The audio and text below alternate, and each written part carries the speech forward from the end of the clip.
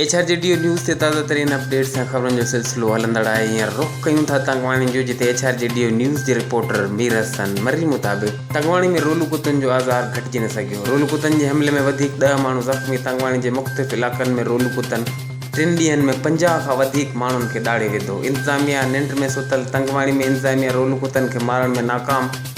रोज़ जी बुनियाद ते 10 खां 15 माण्हू रोलू कुतनि जो शिकार थियनि था, जंहिंमें स्कूली ॿारनि जो तइदाद वधीक आहे। जे सबबु ॿार स्कूल वञण बदिरां घरनि में महदूद आहिनि, जंहिं करे ॿारनि जो तालीमी मयार मुतासिर थिए थो। रोलू कुतनि जे सबबु इलाइक़े में ख़ौफ़ हिरास पखिड़ियल। इलाइक़े वासियुनि DCO कश्मीर खां मुतालबो कंदे चयो त कुता मार मुहिम जल्द खां शुरू करे इलाइक़े वासियुनि जी रोलू कुतनि मां जान छॾाई वञे। Ali Jafri Solanki, HRJDO news, Hyderabad.